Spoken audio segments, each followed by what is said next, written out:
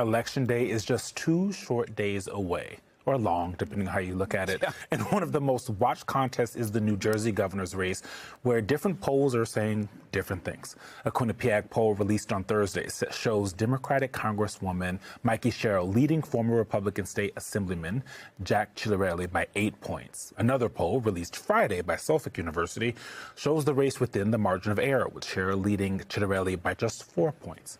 Another major election to watch, the Virginia governor's race, where former Democratic Congresswoman Abigail Spanberger leads Republican Lieutenant Governor Winsome Earl Sears by 14 points, according to a YouGov poll released on Tuesday. Lots of numbers for you today. We've got a lot to discuss this election week and a great panel to break it all down for you. Joining us now, Terry McCullough, former governor of Virginia and former DNC chair, and former Republican Congresswoman of Virginia, Barbara Comstock. Virginia is well represented at this table today. Virginia and Jersey. I want to start with this new NBC polling of Trump approval. It just came out about 30 minutes ago.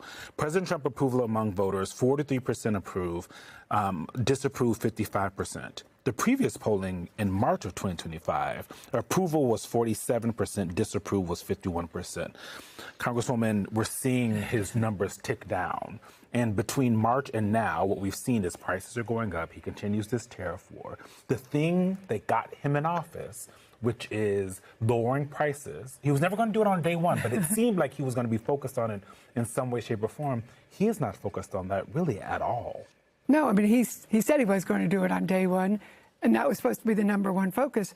But interestingly, these candidates, both candidates for governor, they focused on affordability and prices and cost of living, and that's why they are both leading, and that's why I believe they're both going to be winning on Tuesday, and particularly a big win in Virginia, because cost of living is the issue. And tariffs, as a Republican, I'm still a Republican supporting Abigail Spanberger, but tariffs are taxes. Our former governor, I know Terry will appreciate that, our former governor, George Allen, is on that Supreme Court case, a brief challenging President Trump's tariffs as taxes. And you'll see in that same poll that the American people oppose these tariffs about 2 to 1 because they get that they are tariffs that are increasing the cost of living. And that is crushing, for particularly for lower income people, because it's the tariffs hit them the hardest. And that's why cost of living on housing, on groceries, that word that Trump said he discovered. And this is why Mikey Sherrill and Abigail Spanberger are leading. The Republican Ronald Reagan also did not. And the government shutdown doesn't help, Terry. Terry became governor during a government shutdown, and I barely survived my race. well, then, Governor, Chairman, talk about the impact of the current government shutdown. Is that playing a role? Certainly it's playing a role in Virginia because of all the federal workers and former federal workers who live in the Commonwealth. But is it also playing a role in the New Jersey governor's race, do you think? Sure. It is playing in both states, much more so Virginia. We have 500,000 federal workers in the Commonwealth of Virginia, so it's having a much bigger impact. But listen, we're going to have a great election on Tuesday. I agree we're going to win both governors. In Virginia, we'll sweep all 3 statewide. I think we pick up anywhere from 6 to 9 seats in the House of Delegates, which will be historic. We could all, we're going to get at least 56, if not 60. Big win. Why? Trump underwater by 13 points in Virginia today. Cost of living is up. We've had the DOGE cuts, which affect Virginia more than any other state in America. We've got the SNAP benefits going away, a government shutdown, federal contractors being cut. So Trump has done nothing but hurt Virginia and hurt Virginia families, and that's why you're going to see folks come out in a record year. Historical fact, 48 straight years in Virginia, 48 straight years, the party that wins the White House, the next year the other party wins the governor's mansion. Only one man in 48 years broke that.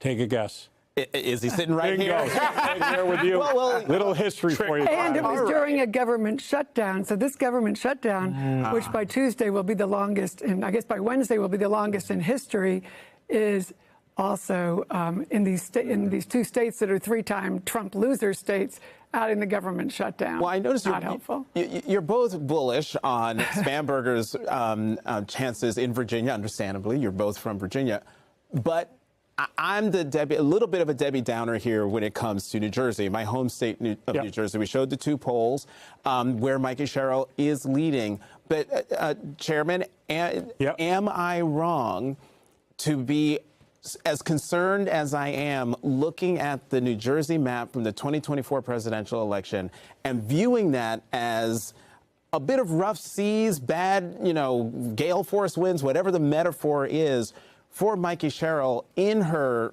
race to become the next governor of New Jersey? You both say she's going to win, but how confident are you that she's going to win? I'm confident. I think she's 4 to 6 points, I'd say, today. Great resume, U.S. Naval Academy, fighter pilot, great resume for New Jersey. It's a tougher state, even though it's a state that has 600,000 more people than Virginia has. It's tighter. In 21, I ended up getting 300,000 more votes than the candidate for governor in New Jersey. We're a smaller state. I think it's a tighter state. It's more purple, and she's going to win. But this is the best year Democrats could have. If you're going to run for office, this is the year to be on the ballot because of Trump, because of the DOJ cuts, because of the government shutdown. People are sick of it, and people can't afford their groceries today. People are upset. 40 million people without SNAP benefits coming up this weekend. And in Virginia, tens of thousands of people, about 300 to 400,000, will see their health care premiums go up in the next month. That is a recipe for disaster, and it all goes to Trump. I want to talk about the Obama of it all, because now we have seen him recalibrate his strategy to be disengaged, or at least less engaged with elections. And we're seeing 2 pieces of bad news for Trump in this upcoming election. The early results we've been seeing show that a lot of early voting results have been bad for Republicans.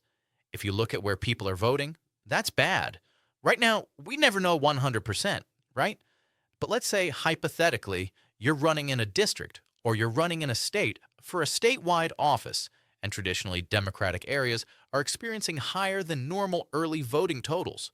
You don't know how those people voted, but you know the polling stations in those areas have been busier than in red areas. Typically, that's a bad sign for Republicans, right? In that sense, early voters are also most likely to be Democrats. And if early voting is up, that means Democratic turnout is up, enthusiasm is up, things like that. But also, the polling indicates real trouble for Trump. The polling shows that ultimately, people don't trust him. They don't trust him in the GOP, and they don't even trust him necessarily on some of the key economic questions. That's what's really bad. Republicans usually dominate the economic question, right? Again, they never deserve to, or they almost never deserve to, because history and data have shown that Democratic presidents have been better at running the economy than Republicans. But voters don't always listen to logic, right? And in that sense, if Republicans aren't dominating that question, they're in trouble. Because even in bad times, even when Trump lost in 2020, his numbers on the economy were still decent. People said, okay, this guy's actually okay at the economy. Even in 2020, they said he was okay at the economy, but he's just too much of a disaster at everything else. He's got to go. And this time, he's lost even that economic question. He doesn't even have that now. And so, this is bad. Finally, states at the local level or whatnot are looking for Trump's shenanigans. They're watching for what Trump and his MAGA goons or thugs might cook up. Violence, corruption, anything. They are ready. They are ready because they saw what happened with January 6th. And I think Democrats are responding at the local level to stop any Trump shenanigans that might try to subvert democracy. And that's bad news if you're a fascist.